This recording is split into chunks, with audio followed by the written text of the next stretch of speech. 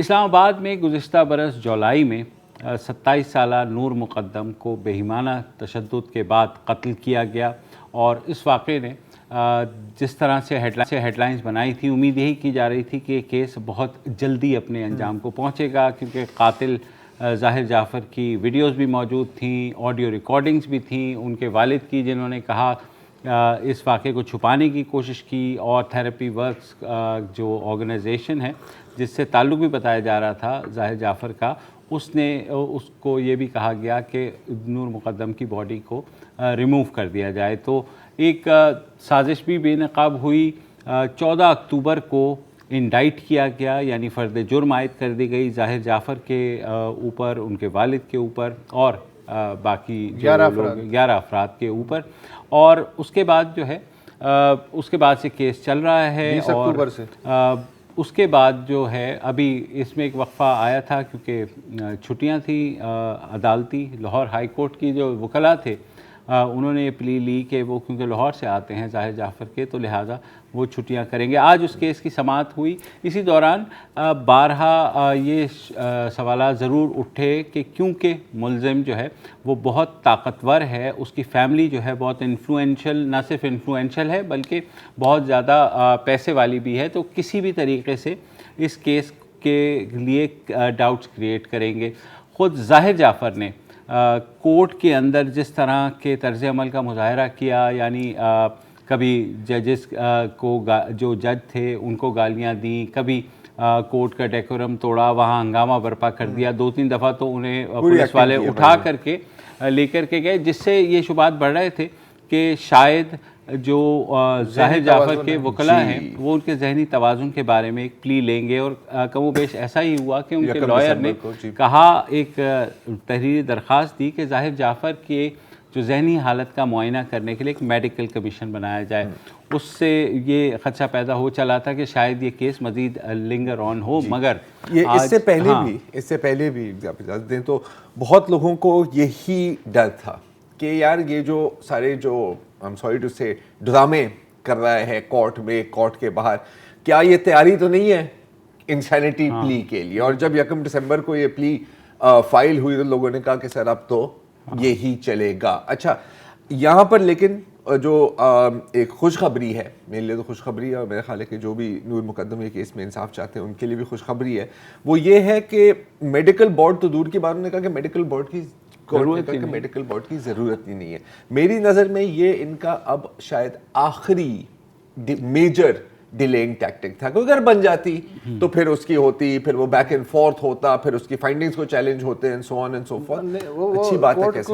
اس نتیجے پہنچنا اس لیے آسان تھا کہ 19 اکتوبر تک تو ظاہر جعفر ٹھیک تھا، 20 اکتوبر کو ذہنی توازن بگڑ گیا۔ بالکل۔ اچھا، ظاہر جعفر کی جو ظاہر جج جس بھی نتیجے پہ آج انہوں نے کہا کہ وہ اس نتیجے پر پہنچے کہ اس میڈیکل کمیشن کی ضرورت نہیں ہے، مگر اس میں جو نور مقدم کے والد ہیں، ان کے جو لائر ہیں شاہ خاور، بڑے سینئر ایڈوکیٹ ہیں سپریم کورٹ کے بھی، انہوں نے باقاعدہ تحریری طور پر کچھ جو اپنے آرگیومنٹس ہیں وہ فائل کیے، اور کہا کہ اس طرح کا بورڈ نہیں بننا چاہیے، کیونکہ ظاہر جعفر ہر پیشی پر پیش ہو رہا ہے اور صحیح لگ رہا ہے، مگر اچانک سے وہ جو کچھ کرتا ہے تو بیسیکلی بظاہر یہ ڈرامہ ہی لگتا ہے۔ ہمارے ساتھ موجود ہیں شاہ خاور۔ شاہ خاور صاحب، آپ نے جو تحریری دلائل دیے اس انسینٹی پلی کی ایک کوشش کے اگینسٹ، اور جس کو آج کورٹ نے اپہیلڈ بھی کیا، تو ہم جاننا چاہتے ہیں کہ آپ کے دلائل میں کیا تھا؟ جی، ہمارے دلائل یہ تھے کہ جب سے یہ ذاکر جعفر جو ہے وہ گرفتار ہوا پہلے دن سے، اس کو متعدد مرتبہ جو ہے وہ پہلے تو میجسٹریٹ کی عدالت میں پیش کیا جاتا رہا، اور ہمیشہ ان کے ساتھ ان کا وکیل جو مقرر کردہ تھا وہ ان کے ساتھ ہوتا تھا، اور وہ ریمانڈ کو اپوز کرتے تھے۔ اور یہ اس کے بعد پھر جب ان کا چالان عدالت میں آیا تو اس وقت بھی کچھ عرصہ ان کے وکیل پیش ہوتے رہے، لیکن پھر بیچ میں ان کے ایک وکیل جو ہے وہ غیر حاضر رہے۔ پھر جو ٹرائل کورٹ ہے انہوں نے ان کو اپنی طرف سے ایک وکیل اسٹیٹ کے ایکسپینسز پہ کر کے دیا، لیکن اس کے بعد جو ہے وہ ایک بڑے سینئر لائر جو ہیں وہ لاہور سے وہ یہاں پہ تشریف لاتے ہیں، وہ بھی انہوں نے بھی کورٹ سے پرمیشن لی ہے کہ وہ ان کو as a state lawyer assist کریں گے۔ تو اس میں جو انسینٹی کی پلی ہوتی ہے، یہ عمومی طور کے اوپر جب کوئی بندہ گرفتار ہوتا ہے تو اسی وقت یہ موقف اختیار کر لیا جاتا ہے اور عدالت سے کر لیا جاتا ہے. تو اس سٹیج کے اوپر جبکہ فرد جرم جب عائد ہوئی اس کو بھی جو مرکزی ملزم ہے ظاہر اس نے بغور اس فرد جرم کو پڑھا اور بلکہ اس پہ ایک دو جو دفعات لگی ہوئی تھی اس کے بارے میں اس نے حیرت کا بھی اظہار کیا جج صاحب سے کہ یہ کیوں لگا رہے ہیں آپ, میں تو یہ پڑھ کے آیا. تو سیکشن 201 تو اس کے اوپر تو مطلب اچھا دوسرے اس میں جو سب سے امپورٹنٹ بات یہ ہوتی ہے کہ اس میں درخواست دینے کی بھی ضرورت نہیں ہوتی. اگر کوئی بھی ریسپیکٹیبل جج جو کہ سماعت کر رہے ہیں کسی کیس کی, یہ انہوں نے اپنی ایک رائے قائم کرنی ہوتی ہے کسی بھی ملزم کو دیکھ کر کہ وہ اس کا مشاہدہ کر رہے ہیں کہ یہ ایک ملزم ان کے سامنے جو پیش ہو رہا ہے وہ اس کی ذہنی حالت ٹھیک نہیں ہے اور وہ اپنے اچھے اور برے کا جو ہے وہ اس میں موازنہ نہیں کر سکتا اور اپنا جو ڈیفنس ہے اس کو پلیڈ نہیں کر سکتا. تو اگر کوئی درخواست نہ بھی دے تو جو presiding officer of the court ہے وہ از خود بھی اپنی رائے قائم کر کے اس کی وجوہات لکھ کر تو اس کو میڈیکل بورڈ کے سامنے بھجوایا جا سکتا ہے. وہ ایک طریقہ کار ہے. تو چونکہ ملزم جو ہے جو ابھی لنڈن ٹرائل کورٹ ہے جس میں اب تک کوئی 13-14 استغاثہ کے گواہان جو ہیں ان کی شہادتیں ہو چکی ہیں اور ان کی طرف سے جو نامزد وکیل ہے وہ ان پہ جرا بھی کر رہا ہے. تو یا تو آپ یہ پلی لیں شروع میں اور جب تک اس پلی کی ڈیسیجن نہیں ہوتا آپ آگے ٹرائل جو ہے وہ نہ چلائیں. ایک طرف وہ ٹرائل بھی چلا رہے ہیں اور دوسری طرف یہ پلی بھی لے رہے ہیں جو کہ آج دونوں طرف جو دلائل سننے کے بعد معزز جج صاحب نے ان کی یہ درخواست جو ہے وہ خارج کر دی ہے اور وہ ٹرائل جس طریقے سے پہلے چل رہا تھا وہ اسی طریقے سے چلنا شروع ہو گیا بلکہ تو ختم جی تباہ کا شکار بھی نہیں ہوا. جی بالکل. تو شاہ خاور صاحب یہ شروع میں جب یہ آئے تھے عدالت میں ملزم تو انہوں نے یہ بھی کہا کہ وہ تو امریکی سٹیزن ہیں اور امریکن ایمبیسی جو ہے وہ ان کے لیے لائر ارینج کرے گی. تو وہ تو شروع میں انہوں نے اس طرح سے دباؤ ڈالنے کی کوشش کی تھی سارے کیس کو جو ہے اثر انداز ہونے کی. وہ جب فیل ہوا تو آبویسلی پھر یہ دوسری حرکتیں کہ ججز کے ساتھ مس بیہیو کرنا یا کورٹ روم میں ہنگامہ کر دینا یہ ساری چیزیں ہوئیں. اچھی بات یہ ہے کہ یہ چیز یہاں ختم ہو گئی ہے. تو آپ کو کیا لگتا ہے کہ یہ کیس جو ہے جس کے بارے میں سب کا یہ خیال ہے کہ خاصا اس میں اگر اسپیڈی ٹرائل ہو جائے تو زیادہ وقت نہیں لگنا چاہیے مگر اب ہم 5.5 ماہ ہو گئے ہیں تو ہم کتنا اور یہ کیس آپ کے خیال میں چلے گا؟ دیکھیے اس کی کسی بھی کرمنل انویسٹیگیشن کی 2 سٹیجز ہوتی ہیں. ایک ہوتی ہے جب پولیس انویسٹیگیشن کر رہی ہوتی ہے اور آپ کو ایک بات ذہن میں رکھنا ہوگی کہ یہ جو قتل کا مقدمہ ہے اس میں عینی شاہد کوئی نہیں ہے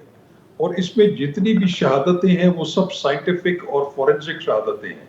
اور ان کی جو ہے تصدیق کروانا جو ہے اس کے لیے فورنزک جو لیبارٹریز ہوتی ہیں اس میں بھیجنا پڑتا ہے اور اس میں بہت ساری چیزیں جو ہیں وہ انسانی جو بلڈ ہوتا ہے یا باقی جو ڈی این اے کے ٹیسٹ ہوتے ہیں یا اس میں جتنا بھی سی سی ٹی وی کی ریکارڈنگ تھی اس کا فورنزک ٹیسٹ کروانا پڑتا ہے. تو اس لیے وہ تفتیش میں جو ہے یہ اس لیے تاخیر ہوئی تھوڑی بہت کہ یہ تمام قانونی تقاضے پورے کرنے ضروری تھے. پھر اس کے بعد جب سے یہ ٹرائل شروع ہوا ہے تو استغاثہ کی طرف سے کبھی بھی اس میں کوئی تاخیر نہیں ہوئی اور ابھی تک تقریباً 95% استغاثہ کی شہادت جو ہے وہ گزاری جا چکی ہے اور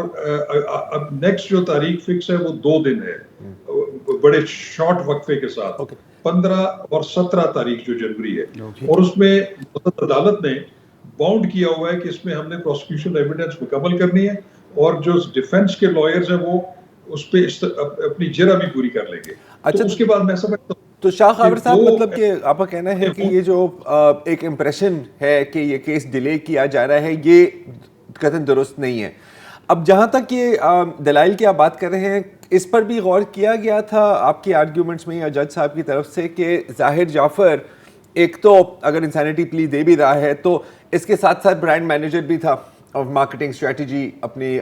والد صاحب کی فرم میں اور اس کے ساتھ ساتھ ریگولرلی بچوں کو بھی یہ اسکولز میں جا کے بھی ٹاکس دے رہا تھا کاؤنسلنگ پہ اینڈ پرائما فسی یہ کسی موٹیویشنل اسپیکر تھا. تو یہ مطلب آن دا فیس آف اٹ کسی آؤٹ آف کنٹرول انسین بندے کی تو حرکتیں نہیں ہوتی نا. جی بالکل. बिल्कुल ऐसे ही देखिए, जो इंसैनिटी की प्ली होती है उसमें दो चीजें होती हैं कि क्या जब वो उसने जुर्म का इर्तिकाब किया उस वक्त भी वो ज़हनी मरीज था, या अगर उस वक्त नहीं था तो मुकदमे की समाअत के दौरान अगर उसको ऐसा मर्ज ज़हनी लाहक हो गया है कि वो अपना डिफेंस प्लीड नहीं कर सकता। ये दो डिफरेंट चीजें हैं। तो उन्होंने जो प्ली ली थी वो ये ली थी कि जब उसने ये वकूआ किया उस वक्त भी वो ज़हनी मरीज था। लेकिन ये जो रिकॉर्ड जिसका आप जिक्र कर रहे हैं कि वो उसकी डायरेक्टरशिप भी वो भी मौजूद है, वो उससे पहले जो थेरेपी वर्क्स के साथ मिलकर वो जो है मुख्तलिफ जगहों पे और स्कूलों में और इंस्टीट्यूशंस में एज अ थेरेपिस्ट भी वो वहाँ पे परफॉर्म करता रहा है। तो ये सारी चीज़ें जो है उन्होंने जज साहब को इस नतीजे पर पहुँचने में मदद दी कि ये जो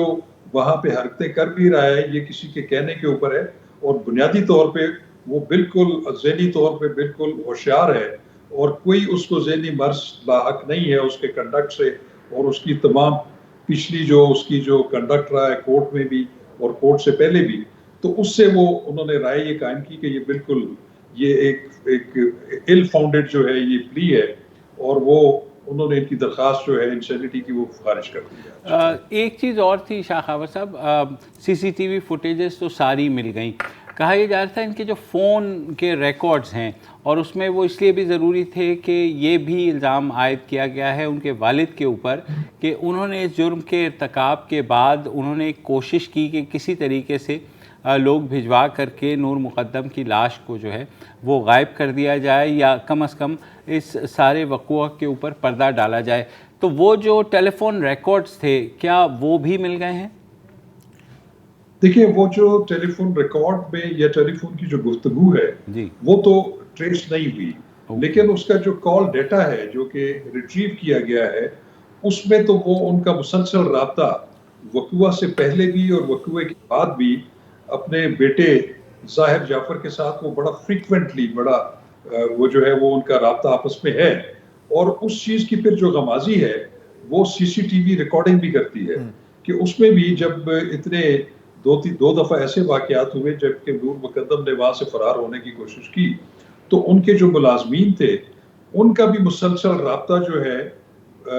जो मुल्ज़िम है, जो असल मुल्ज़िम है उसके वालिदैन के साथ रहा है। तो वो तमाम कड़ियाँ जो हैं वो एक दूसरे के साथ मिल रही हैं, और वो इसलिए वो उससे जो एक प्रिजम्पशन यही कायम हो रही है कि इस वकूए में जो उनके वालिदैन का किरदार है वो वाकई ऐसा है कि उन्होंने न सिर्फ इस जुर्म को छुपाने की कोशिश की है बल्कि वो पूरा मुद्दा ही गायब करने की कोशिश की है, और यही इस्तग़ासा का केस है जिसकी के ऊपर जो चार्जेस लगे हुए। ठीक, बहुत बहुत शुक्रिया शाह खावर साहब, बहुत तफसील नहीं कहा। और नाज़रीन, इस केस की अगली समाअत जैसे शाह खावर कह रहे थे 15 तारीख को है। कोर्ट रूम के अंदर जो कुछ होता रहा हमारे रिपोर्टर उसको कवर करते रहे, वो हमारे साथ होंगे इस वक्फे के बाद। करें नूर मुक़द्दम कत्ल केस की जो अब अपने इख्तितामी मराहिल की जानिब गामजन है, उनके लॉयर शाह खावर से हमने वक्फे से पहले गुफ्तगू की। अब हमारे साथ मौजूद हैं हमारे नुमाइंदे ताहिर नसीर जो पहले दिन से इस ट्रायल को देख रहे हैं। ताहिर, कोर्ट रूम के अंदर जो माहौल जब से लेके ये केस शुरू हुआ और अब तक आपके क्या लग रहा है? आपकी फैमिली से भी बात हुई नूर मुक़द्दम की, वो अब सेटिस्फाइड हैं इस सारी पेशरफ से जो अब तक हो रही है? जी मुबशर साहब, देखें जो नूर मुक़द्दम की जो फैमिली है उसके वालिद जो शौकत अली मुक़द्दम है जो इस केस के मुद्दई भी हैं, वो पहले दिन से ही इस केस को परसू कर रहे हैं। हर तारीख पर वो आते हैं और इसके अलावा उनके कुछ और फैमिली मेम्बर भी वो आते हैं, लेकिन वो बहुत ज़्यादा मुतमईन है कि केस का ट्रायल भी सही सिमत में जा रहा है और अपने लायर जो उनके शाह खावर हैं उनसे भी बहुत ज़्यादा मुतमईन है, क्योंकि जिस तरह की अभी तक 15 गवाहान के ऊपर जिरा मुकम्मल हो चुकी है और अदालत ने आइंदा समाअत पर जो मदई मुकदमा है शौकत अली मुक़द्दम उनको तलब किया हुआ है कि उनके ऊपर बुकला जिरा भी करेंगे, क्योंकि आज जो कोर्ट की प्रोसीडिंग हुई है तो इसमें जो एक जिन्होंने सीसीटीवी कैमरे की जो रिकॉर्डिंग कन्वर्ट की थी, मुदस्सर उनका नाम है, पुलिस अफसर है, इस्तग़ासे गवाह, उनके ऊपर आज बुकला की जिरा मुकम्मल हुई है। तो उसके बाद कोर्ट ने ये इस्तफसार किया कि आज ही अगर मदई मुकदमा के ऊपर जिरा कर लीजिए। तो इसके ऊपर जो थेरेपी वर्क्स के जो वकील थे अकरम कुरैशी साहब, उन्होंने कहा जी मैं लाहौर से आता हूं तो मेरे लिए मुश्किल हो जाएगा। तो जो मदई मुकदमा थे उन्होंने ये कहा जी आप आइंदा समाअत पर सुबह का टाइम रख लें, पहला टाइम रख लें, तो उसके ऊपर हम ایک ہی دن میں بیان بھی کر لیں گے اور اس کے اوپر جرا بھی ہو جائے گی. تو جہاں تک شوکت علی مقدم ہے وہ بھی بہت زیادہ مطمئن دکھائی دے رہے ہیں. ان کی جو لائر ہے آج ان سے ہماری گفتگو بھی ہوئی تو انہوں نے بھی یہ کہا جی کہ بالکل کیس جو ہے صحیح سمت میں جا رہا ہے. لیکن آج اچانک جب جو ملزمان کے وکلا تھے انہوں نے عدالت میں استدعا کی کہ ہم سی سی ٹی وی ریکارڈنگ کمرہ عدالت میں چلانا چاہتے ہیں تو اس کے لیے آپ جتنے بھی غیر متعلقہ افراد ہیں جو جرنلسٹ ہیں ان کو کمرہ عدالت سے باہر نکال دیں. تو 10 سے 15 منٹ کی ڈیوریشن تھا جو ان کیمرہ جو سماعت ہوئی. لیکن اس میں جو ملزمان کے وکلا تھے انہوں نے پھر کہا کہ آپ سی سی ٹی وی ریکارڈنگ مت چلائیں, آپ جو ڈی وی آر ہے اس کو ڈی سیل کر دیں. تو آج جو پولیس کی کسٹڈی میں ڈی وی آر تھی اس کو ڈی سیل کیا گیا. سی سی ٹی وی ریکارڈنگ تو نہیں چلائی گی لیکن اس کے بعد جو جرا مکمل ہونے کے بعد آج جو میڈیکل بورڈ تشکیل دینے کے لیے جو مرکزی ملزم ہے ظاہر ذاکر جعفر, ان کے وکیل کی جانب سے ایک درخواست دائر کی گئی تھی جس میں کہا گیا تھا کہ جو مین ایکیوزڈ ہے وہ مینٹلی اپسیٹ ہے. تو اس کے اوپر دلائل دیے گئے. تو جو شاخاور تھے مدعی مقدمہ کے وکیل انہوں نے ایک تحریری جواب بھی جمع کرایا. ہم نے بات کی. میں یہ جاننا چاہتا ہوں کہ اگر 15 تاریخ کو جیسے آپ فرما رہے ہیں کہ جرا مکمل ہو جائے گی, اس کے بعد کتنے وقت لگے گا اس کیس کو اپنے انجام تک پہنچنے کے لیے؟ کیا جو ملزم کے وکلا ہیں وہ کیا جواب الجواب دیں گے یا فردر کتنا ایک چلے گا یہ کیس؟ دیکھیں یہاں پہ اگر 15 تاریخ کو جو مدعی مقدمہ ہے کمپلیننٹ ہے اگر ان کے اوپر جرا مکمل ہو جاتی ہے تو پھر اس کیس کے سب سے جو اہم جو تفتیشی آفیسر ہیں انسپیکٹر عبدالستار وہ ایک گواہ رہ جائیں گے. کیونکہ اس حوالے سے آج بھی جو جب کورٹ کی پروسیڈنگ ہو رہی تھی تو اس سے قبل بھی گزشتہ سماعت کے اوپر جو ملزمان کے وکلا تھے انہوں نے ایک ڈاکٹر جو ہے جو پیمز کے ڈاکٹر ہیں جنہوں نے ایک انجرڈ پرسن ہے تھراپی ورکس کا ملازم ہے امجد اس کا بیان قلم بند کیا تھا تو اس کو طلب کرنے کے لیے بھی درخواست دی ہوئی تھی. لیکن وہ ابھی تک کیونکہ اس کے بعد انہوں نے جو تھراپی ورک سے ملازم ہے انہوں نے اسلام آباد ہائی کورٹ سے بھی رجوع کیا ہوا ہے اور وہاں پہ 17 جنوری کی ڈیٹ اناؤنس ہوئی ہے. 17 جنوری کو وہ کیس فکس ہوا ہے کیونکہ اکرم قریشی صاحب آج بر وقت ہائی کورٹ پہنچ نہیں پائے تو عدالت نے وہ 17 جنوری کو رکھا ہے. اگر 15 کو کمپلیننٹ کے اوپر جرا مکمل ہو جاتی ہے تو صرف ایک جو اس کیس کا جو اہم گواہ ہے وہ ہے مقدمے کا تفتیشی آفیسر, اس کے اوپر جرا رہ جائے گی. کیونکہ اسلام آباد ہائی کورٹ کی جانب سے 6 ہفتوں کا دوبارہ وقت دے دیا گیا. 16 دسمبر کو اسلام آباد ہائی کورٹ نے جو ماتحت عدالت تھی ایڈیشنل سیشن جج عطا ربانی اس کیس کی کاروائی کر رہے ہیں تو ہر ہفتے جو ہے کہ ہفتے کی ڈیٹ دی جاتی ہے اور لگتا تو اسی طرح ہے کہ اینڈ آف جنوری اس کیس کا فیصلہ سنا دیا جائے گا. طاہر, یہ جو اسپیڈی ٹرائل کی بھی بات ہوئی, ماڈل کورٹ کی بھی بات ہوئی, تو اس کا کوئی وقت پہلے سے متعین ہوتا ہے کہ اتنی وقت میں یہ اسپیڈی ٹرائل ہو جائے گا یا اس کے تمام جو ہے جس طرح آپ کہہ رہے ہیں 6 سے 7 ماہ لگتے ہیں؟ نہیں مبشر صاحب, اس میں ایسا ہے نا کہ جو اگر میں بات کروں نا ایڈیشنل سیشن جج عطا ربانی کی تو ان کو تو ایک ماڈل کورٹس کا درجہ بھی دیا گیا اور اس کورٹ میں جتنے بھی کیسز آتے ہیں وہ یا تو 376 کے آتے ہیں یا 302 کے آتے ہیں. 376 302 کے کیسز اس کورٹ میں ان کا ٹرائل ہوتا ہے اور کیونکہ اس کیس کو ہائی 376 ریپ ہے اور 302 قتل ہے. جی ریپ اور قتل وہ بیسیکلی اسلام آباد کچہری میں جتنے کیسز آتے ہیں اسلام آباد میں تو ان کا تمام جو ٹرائل ہے وہ عطا ربانی صاحب کرتے ہیں. اور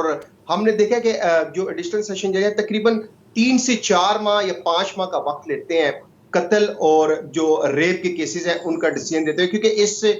کیس میں آلریڈی ڈائریکشن ملی ہے اسلام آباد ہائی کورٹ سے. اس سے قبل 6 ہفتوں کی ڈائریکشن تھی جو 16 دسمبر کو ختم ہو گئی تھی. اب 16 دسمبر کو دوبارہ 6 ہفتوں کی ڈائریکشن دی گئی ہے تو بظاہر تو یہی لگتا ہے کہ جس طرح کا ٹرائل سپیڈی ہو رہا ہے تو جنوری کے اختتام تک اس کیس کا فیصلہ سنا دیا جائے گا. اوورآل اگر ہم ماڈل کورٹس کی بات کرتے ہیں تو جب سے ماڈل کورٹس معرض وجود میں آئی ہیں پورے پاکستان میں تو اس کے بعد بہت زیادہ ٹرائل جو ہے اسپیشلی مرڈر کا اور ریپ کا جو کیسز ہیں ان کا ٹرائل بہت سپیڈی ہو رہا ہے اور تقریباً ڈیلی بیسس پہ پورے پاکستان میں ماڈل کورٹس میں فیصلے سنائے جا رہے ہیں. अस्सलाम वालेकुम। अगर आपको हमारे शो पसंद आया है तो प्लीज़ हमारे यूट्यूब चैनल को सब्सक्राइब करें, और अगर मुनासिब समझे तो इस वीडियो को लाइक भी कर लें, तो कोई हर्ज नहीं है, और शेयर भी कर लें और कमेंट भी कर दें जी। वरना वो सब ऐसे ही लिखते और रहेंगे। ये जो दोनों कह रहे हैं ये कर लें जी प्लीज़, नहीं तो हमें भी घर जाना है, हमें आपके कंप्यूटर में नहीं रहना 24 घंटे। सही बात।